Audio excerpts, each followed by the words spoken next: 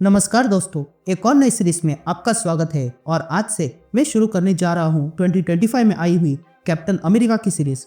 अगर आप लोग वुल्वरिन वेपन ऑफ आर्मगेडन को फॉलो कर रहे हो तो आपको पता ही होगा कि उसमें हमने डेविड कोल्टन नाम के कैरेक्टर को देखा था, जो सॉर्ट ऑफ कैप्टन अमेरिका ही है। अब वो क्या है यही हम इस सीरीज में जानेंगे। पर इसका मतलब ये नहीं कि डेविड ही इस सीरीज का मेन लीड होगा। वो तो बस एक सबप्लॉट जैसा है जो मेन स्टोरी को आगे बढ़ाता है। और रही बात इस सीरीज की, तो ये सीरीज स्टीव रॉजर्स पर फोकस करती है, वो भी उस समय जब वो बर्फ से बाहर निकला था, यानी कि उसके लिए भी ये दुनिया नहीं है। और साथ ही ये सीरीज आर्मगेडन को सेटअप करती है। इस सीरीज के राइटर है चिप ज़दार्स्की, जिन्होंने इससे पहले कई सारी बेहतरीन कहानियां लिखी है। तो बिना किसी देरी के लेट्स बिगिन।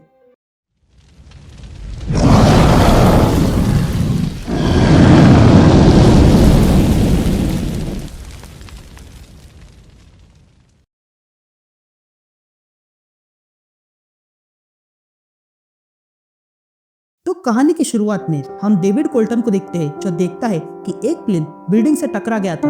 और तब हमें एक आवाज सुनाई देती है जो कहता है, तुम्हें लगता है कि तुम मौत के लिए तैयार हो, पर कोई आदमी किसी की जान ले रहा है। यह अलग बात है। ये बात तुम्हें अंदर से बदल के रख देगी और धीरे धीरे तुम्हारे अंदर अंधकार भर जाएगा। और ये तब होता है जब तुम अकेले हो, और जब बहुत सारी हत्याएं तुम्हारी आंखों के सामने होती है, तब तुम उस बुरे विचार से लड़ने के लिए तैयार हो जाते हो। और वो ये होता है कि क्या तुम जीने के लायक हो? अगर हो तो क्या मैं भी ऐसा ही खूनी बनने वाला हूँ? यहाँ सीन शिफ्ट होती है और हम स्टीव रॉजर्स को देखते हैं, जो हाल ही में बर्फ से बाहर निकला था। तब स्टीव किसी डाइनर में आके बैठ जाता है और तब उसे पुलिस की बातें सुनाई देती है, जो बात कर रहे थे कि चोरी हुई है और चोर रास्ते पे है। यहाँ हम देखते हैं कि उस चोर ने बहुत से ऑफिसर्स को घायल किया था। लेकिन तभी वहाँ पर कैप्टन अमेरिका आ जाता है और उनमें से एक ऑफिसर से पूछता है, यूएन बिल्डिंग कहाँ पे है? ये सुनते ही वो ऑफिसर कैप्टन को एड्रेस बताती है और देखती है कि उसके सामने कैप्टन अमेरिका खड़ा था। तभी कैप्टन वो एड्रेस जानते ही यूएन बिल्डिंग की ओर निकलता है। यहाँ हम रास्ते में उस चोर को देखते हैं, जो देखता है कि कैप्टन उसके पीछे आ रहा है। ये देखकर वो चोर बाइक चलाते हुए कैप्टन पे फायरिंग कर देता है। ये देखकर कैप्टन कहता है, ये बहुत ही ट्रेंड है और जानता है कि फायरिंग कैसे करते हैं। ये कहते ही कैप्टन तुरंत अपनी बाइक उड़ा देता है और फिर अपनी शील्ड उस चोर के बाइक के टायर पर मारता है, जिसके कारण वो चोर नीचे गिर गया था। लेकिन तभी वो चोर वहां से भागने लगता है। ये देखकर कैप्टन भी उसके पीछे जाता है। यहाँ वो चोर भागते हुए यूएन बिल्डिंग की ओर आने लगा था। ये देखकर वहां खड़े दो गार्ड्स तुरंत अपनी गन निकालकर उसे रुकने के लिए कहते हैं। लेकिन तभी वो चोर अपने पास से डेटोनेटर निकालता है और कहता है, मैं रुकने वाला नहीं हूँ। लेकिन तभी वहां पर कैप्टन अमेरिका आ जाता है और सारे गार्ड से कहता है, इस पर शूट मत करना, इसके पास बॉम्ब है। यहाँ वे गार्ड्स कैप्टन को देखकर चौंक जाते हैं। तभी कैप्टन उस चोर के पास आने लगता है और उसे कहता है, तुम मिलिट्री से हो क्यों, है ना? जिस पर वो चोर कहता है, तुम्हें कैसे पता? जिस पर कैप्टन कहता है, मैं जहाँ पर भी मिलिट्री मैन को देखता हूँ तो मुझे सर्विस और रैंक्स दिखा देते हैं। जिस पर वो चोर कहता है, हाँ मैं सेकंड लेफ्टिनेंट हूँ और मैं 2 बार गल्फ में था। जिस पर कैप्टन कहता है, मैं भी वर्ल्ड वॉर के समय था। ये बातें सुनकर वो चोर हैरान रह जाता है और कहता है, ये नहीं हो सकता। जिस पर कैप्टन कहता है, हाँ यही हुआ है, यहाँ पर कुछ भी असंभव नहीं है। मैं जानता हूँ कि तुमने भी ये फील किया होगा। वहां पर भी तुमने वो चीजें देखी होंगी जो देखनी नहीं चाहिए थी। जिस पर वो आदमी कहता है, किसी को कोई फर्क नहीं पड़ता है, सारे लोग बस अपनी लाइफ जी रहे हैं और जिन्हें मैं जानता हूँ वो बस मर चुके हैं, वो भी बिना बात के। जिस पर कैप्टन कहता है, देखो लेफ्टिनेंट, तुम यहाँ जो कुछ भी करने आए हो और जो कुछ भी सोच रहे हो, उसके लिए ये तरीका अच्छा नहीं है। इससे सिर्फ और मौतें होगी और कुछ नहीं। पर मैं तुम्हारी मदद कर सकता हूँ, पर अभी के लिए एज सुपीरियर ऑफिसर के नाते मैं तुम्हें इस बॉम्ब को नीचे रखने के लिए कहता हूँ। ये सुनते ही वो आदमी अपना ट्रिगर नीचे फेंकता है और कैप्टन को सैल्यूट करता है। तभी कैप्टन उस आदमी से कहता है, मैं जानता हूँ सोल्जर, तो अब बस इस बॉम्ब को बंद कर दो। जिस पर वो आदमी कहता है, मैं जानता ही नहीं हूँ इसे बंद कैसे करते हैं। लेकिन तभी अचानक से वो बॉम्ब डिफ्यूज हो जाता है और तब हम देखते हैं कि डिफ्यूज करने वाला कोई और नहीं बल्कि आयरन मैन था।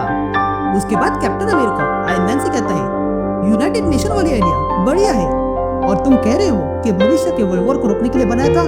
जिस पर आयरन मैन कहता है, यही वो बड़ा पार्ट है जिसके लिए इसे बनाया गया था। और हाँ, यहाँ पर एफिशिएंसी को लेकर हमेशा डिबेट होती है। जिस पर कैप्टन कहता है, सब कुछ हमेशा सीधा नहीं होता है और ये अच्छा है कि दुनिया कुछ करने का प्रयास कर रही है। जिस पर आयरन मैन कहता है, कैप्टन मैं जानता हूँ कि तुम्हें यहाँ आए हुए बस महीना हुआ है, पर अगर तुम ऐसे ही आतंकवादियों को रोकने में लगे हो तो तुम्हें एवेंजर्स ज्वाइन करना चाहिए। हमारे पास टोनी स्टार्क है जिसके गवर्नमेंट के साथ बहुत सारे कनेक्शन है और हमें आजादी मिल जाएगी। ये बातें सुनकर कैप्टन मना करता है और कहता है, मैं पहले ही एक संस्था से बिलोंग करता हूँ और मैं जानता हूँ कि अब डिकेड्स हो चुके हैं, पर यह सब कुछ मेरे लिए बस कल की बात है। मैं तब यूएस आर्मी में सोल्जर था, तो अब समय आ चुका है बेस पर लौटने का। यहाँ सीन शूट होती है और हम डेविड को देखते हैं जो अमेरिकन फ्लैग देखता है। तभी एक सोल्जर बाहर आता है और डेविड से कहता है, देखो बेटे, मैंने तुमसे कहा था घर जाने को। जिस पर डेविड कहता है, नहीं, मैं तब तक नहीं जाऊंगा जब तक आप लोग मुझे ज्वाइन नहीं करवाते। जिस पर वो सोल्जर कहता है, देखो मिस्टर कोल्टन, तुम्हें सीवियर अस्थमा है और तुम्हारी विजन 60 में से 20 है, और अगर तुम्हें देखो तो ऐसा लगता है कि हल्की सी तेज हवा आने पर भी तुम उड़ जाओगे। मुझे माफ करना बच्चे, मैं जानता हूँ कि तुम में इस देश की सेवा करने का जज्बा है और तुम्हें कोई और रास्ता ढूंढना होगा। ये बातें सुनकर डेविड कहता है, मैं जानता हूँ सर, पर अब मैं इस दुनिया के बारे में सोचता हूँ तो मुझे पता चलता है कि ये दुनिया पागल हो चुकी है और इसे सिर्फ अच्छे लोग ही ठीक कर सकते हैं। ये बातें सुनकर वो सोल्जर सोचने लगता है। यहाँ सीन शिफ्ट होती है और हम स्टीव रॉजर्स को देखते हैं जिस पर कुछ टेस्ट किए जा रहे थे। तभी वो डॉक्टर रॉस से कहती है, मैंने ऐसा पहले कुछ देखा ही नहीं है। वो परफेक्ट ह्यूमन स्पेसिमेन है और यही वो था जो डॉक्टर अर्स्किन के सुपर सोल्जर एक्सपेरिमेंट में था। ये बातें सुनकर रॉस कहता है, ये कैसे हो सकता है? जिस पर वो डॉक्टर कहती है कि सब्जेक्ट के अनुसार 1945 में हुई एक मिशन पॉजिटिव अटलांटिक ओशन में जाके गिरा था और वहीं पर फ्रोजन हो गया था और ऐसे ही वो जीवित रहा। और पिछले हफ्ते ही एक ग्रुप जिसका नाम एवेंजर्स है, उन्होंने स्टीव की बॉडी बाहर निकाली थी। जिन लोगों ने उसे देखा नहीं था वो असली समझने लगे और जितना मैंने अभी तक देखा है उससे मैं कह सकती हूँ कि हाँ, ये वही है। तभी रॉस स्टीव के पास आता है और कहता है, मैंने तुम्हारी फाइल पढ़ी है सोल्जर, पर हमारे पास कुछ सवाल है जिनके तुम्हें जवाब देने होंगे। जिस पर स्टीव कहता है, ठीक है, मैं तैयार हूँ। तभी रॉस स्टीव से पूछता है, तुम यहाँ पेंटागन में क्यों आए हो? क्योंकि जिस समय में तुम थे वहाँ पर पेंटागन जैसी चीज कभी थी ही नहीं। ये नई दुनिया है और युद्ध कब का खत्म हो चुका है, तो ऐसे में तुम जहाँ जाना चाहते थे वहाँ जा सकते थे, तो फिर यहाँ क्यों आए?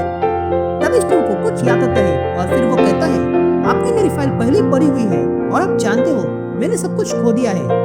मेरा दोस्त बकी बांस, उसे मैंने अपनी आंखों के सामने मरते हुए देखा। मेरे पेरेंट्स मर चुके हैं और मेरे दोस्त भी, ये सब लोग जा चुके हैं, पर मैं अब भी यहाँ हूँ।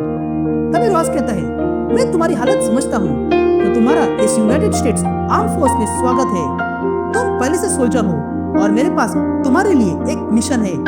अब सीन शिफ्ट होती है और हम डेविड कोल्टन को देखते हैं जो अपनी मॉम को कॉल करता है और कहता है, यहाँ पर सब कुछ ठीक है, बस खाने को छोड़कर। जिस पर डेविड की माँ कहती है, तुम वापस आ जाओ, मैं जानती हूँ कि तुम बदला लेना चाहते हो। जिस पर डेविड कहता है, मॉम, बात बदले की नहीं है, मैं मदद करना चाहता हूँ। तालिबान में जो हो रहा है लोगों के साथ, मुझे वो रोकना है। जिस पर डेविड की मॉम कहती है, देखो डेविड, मैं जानती हूँ कि तुमने सिटी में बहुत से लोगों को मरते हुए देखा है और उसके लिए तुम्हें थेरेपी की आवश्यकता है, ना कि गन की और ना ही किसी रेसिस्ट वॉर की।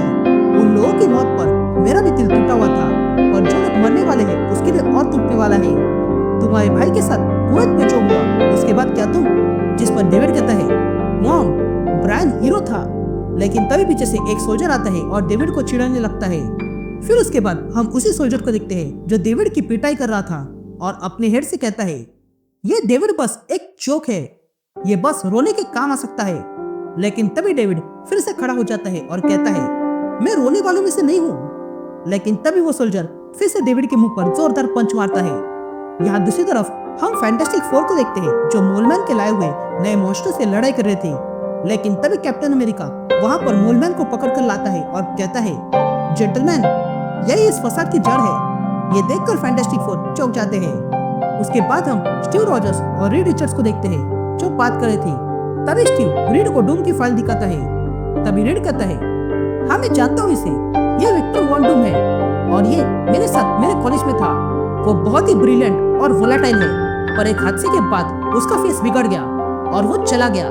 लेकिन फिर कुछ सालों बाद वो फिर से आ गया अपनी कंट्री के साथ, जिसके बारे में इस फाइल में लिखा हुआ है। तभी स्टीव कहता है, ये डूम पागल आदमी है जो हर बार अमेरिका में घुस जाता है और यहाँ के लोगों को डरा देता है। उसने तो यूएस एम्बेसी को भी बर्बाद कर दिया और उन सारे डिप्लोमेट्स को अपना कैदी बनाया। इसलिए हम एक कोर्ट मिशन बना रहे हैं ताकि हम लैटविया में घुसकर उन सारे डिप्लोमेट्स को वापस ले आए।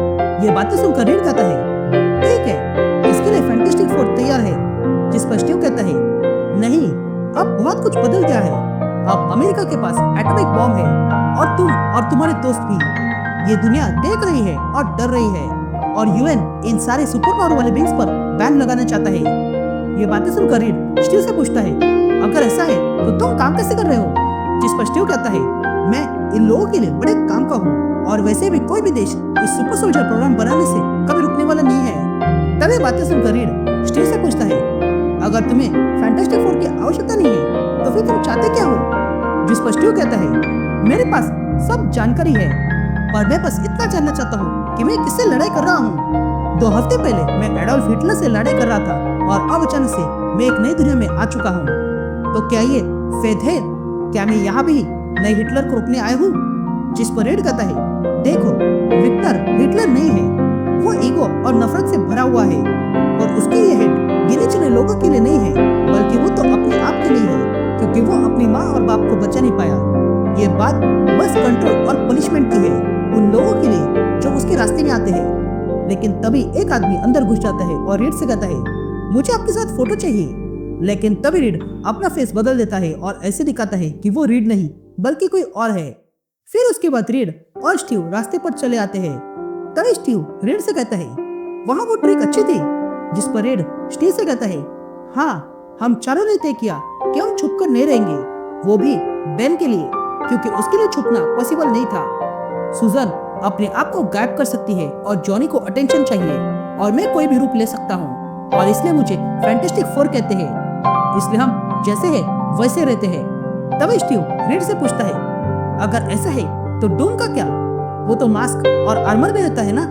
मैं जानता हूँ कि जब कोई भी अपने आप को सिंबोलिज्म में ढाल लेता है तो क्या होता है, उसके बाद तुम और पूरे बन जाते हो। जिस पर रीड कहता है, डूम के ईगो का कुछ नहीं कर सकते हैं पर उसके मास्क और आर्मर उसे ताकत देते हैं। मैं उसके आर्मर को कैसे बंद करना है इस पर काम कर रहा हूँ, पर अब तक मुझे कोई सफलता नहीं मिली है। मैं जानता हूँ स्टीव, तुम्हें यहाँ आकर कुछ समय हुआ है, पर मेरे पिता तुम्हें जानते थे, इनफैक्ट तुम्हारी पूजा करते थे। ये कहते रीड अपने पास से कैप्टन अमेरिका का एक्शन फिगर निकालता है और कहता है, जब मैं 8 साल का था तब से मेरे पास है। मुझे माफ करना और तुम सच में लिविंग लेजेंड हो। मैं और बाकी सारे तुम्हें देखकर ही बड़े हुए हैं। हमारी बचपन की कहानियों में तुम हीरो थे, पर मुझे दुख होता है कि तुमने बहुत कुछ खो दिया, पर अब भी इस दुनिया को तुम्हारी आवश्यकता है। तब स्टीव वो खिलौना देखता है और कहता है, ऐसा किसी ने बकी का भी बनाया था? जिस पर रीड कहता है, हाँ बनाया था। यासीन चुप होती है और हम डेविड को देखते हैं जो रात को चोरी छुपे किताब पढ़ रहा था। तब एक ऑफिसर उसे देख लेता है और पनिशमेंट के तौर पर डेविड को पकड़कर बाहर फेंक देता है और डेविड से कहता है, सब लोग सही है, तुम किसी काम के नहीं हो, तुम बस मरने वाले हो। ये कहते हुए ऑफिसर डेविड को जोरदार पंच मारता है और कहता है, अब बस यही बैठकर रोते रहो, बाकी तुम कुछ नहीं कर सकते हो। ये सुनते ही डेविड को गुस्सा आता है और वो कहता है, मैं रोने वालों में से नहीं हूँ और मैं यहाँ से जाने वाला भी नहीं हूँ। लेकिन तभी वो ऑफिसर फिर से डेविड के मुंह पर पंच मारता है। ये देखकर डेविड कहता है, मैं कहीं नहीं जा रहा हूँ। ये सुनते ही वो ऑफिसर फिर से डेविड के पेट पे लात मारता है। लेकिन अब भी डेविड यही कह रहा था कि वो कहीं नहीं जाएगा। यहाँ स्टीव रॉजर्स एक शॉप में अपनी किताब देखता है, लेकिन तभी वहाँ की शॉपकीपर कहती है कि वो अब शॉप बंद कर रही है, इसलिए बाहर जाओ। ये सुनते स्टीव जाने लगता है, लेकिन तभी वो देखता है कि उस किताब में बकी का फोटो था। यहाँ हम डेविड को देखते हैं जो एडमिट हुआ था। तभी डेविड अपना अस्थमा इनहेलर लेने लगता है, लेकिन तभी वहाँ पर कोई आता है और उसे वो इनहेलर देता है और तब हम देखते हैं कि इनहेलर देने वाला वही ऑफिसर था जिसने डेविड को पीटा था। तभी वो ऑफिसर कहता है, तुम में जरा सा भी लड़ने की जान नहीं है, पर फिर भी तुम डटे रहे। तुम सबसे कमजोर भर्ती हुए हो, पर क्या हो अगर मैं कहूँ कि तुम्हारा अस्थमा ठीक हो सकता है तो? ये सुनते ही डेविड सोचने लगता है। यहाँ हम कैप्टन अमेरिका को देखते हैं जो अपने नए यूनिफॉर्म में आता है। तभी रॉस कैप्टन से कहता है, बुलाने के लिए माफी चाहता हूँ, पर हमारा पिछले जासूस जो लैटविया गया था वो गायब हो चुका है, पर उसकी दी हुई जानकारी अब भी काम की है। तभी कैप्टन कहता है कि अगर प्लानिंग सॉलिड है तो क्या हम जानते हैं कि बंदूकों को कहाँ पे रखा हुआ है? जिस पर रॉस कहता है, यहाँ पर 3 ऐसी जगह है जहाँ पर इन तीनों में से एक जगह पर इन बंदूकों को रखा गया है। एक आदमी है जो इसकी एग्जैक्ट लोकेशन जानता है और वो है मार्कस वुल्फ और वो लैटवियन रेजिस्टेंस का हेड है। वो अभी के लिए नॉर्थ ईस्ट डिस्ट्रिक्ट के सेफ हाउस में है और वो हमारी मदद करना चाहता है। ये बातें सुनकर कैप्टन कहता है कि क्या कोई उनमें से जीवित है, जिस पर रॉस कहता है हमें अभी तक कोई हॉस्टेज को लेकर डिमांड नहीं आई है और न ही डूम से वार्तालाप हुई है। तभी कैप्टन रॉस से पूछता है मेरी पिन कितनी छोटी है, लेकिन तभी कैप्टन को एक आवाज सुनाई देती है जो कहता है बात छोटी की नहीं है, बात तो बस इस्तेमाल करने की है। ये कहते ही हम कैप्टन की टीम का पहला मेंबर टेरी मेंडोसा को देखते हैं और उसके साथ जूली स्लेट भी थी। तभी जूली पूछती है हमें कब निकलना है। तभी रॉस कैप्टन से कहता है अभी के लिए ये तुम्हारी हाउलिंग कमांडो है, लेकिन अब भी एक और मेंबर आना बाकी है और वो ये रहा। ये कहते हम एक आदमी को देखते हैं जिसके पास भी कैप्टन की शील्ड जैसी शील्ड थी और तब हम देखते हैं कि यह बंदा कोई और नहीं बल्कि डेविड कोल्टन है जो अब इन लोगों के साथ लैटविया निकलने वाला है। ओके, तो इशू बहुत ही मजेदार था। हमें डेविड कोल्टन के बारे में काफी कुछ पता चलने लगा और साथ ही कैप्टन अमेरिका की कहानी भी जो नए तरीके से बताई जा रही है। हम जानते हैं कि कैप्टन के साथ क्या हुआ और उसके दोस्त बकी के साथ क्या हुआ था, लेकिन अभी के लिए वो सब कुछ दिखाया नहीं गया है। हो सकता है कि आगे हमें कुछ दिखाए, पर अभी के लिए तो डेविड कोल्टन की बहुत सारी कहानी बाकी है और जब इस कहानी में डूम की एंट्री होगी तो यह कहानी और भी देखने जैसी होगी, क्योंकि डूम कभी नहीं चाहेगा कि कोई भी उसके लैटविया में चोरी छुपे घुसे और जब उसे पता चलेगा तो भयंकर होने वाला है। एनीवेज, जो कुछ भी होगा वो आगे के इश्यूज में पता चल जाएगा। तो अब मैं मिलता हूँ आपसे एक नए वीडियो में, तब तक के लिए गुड बाय।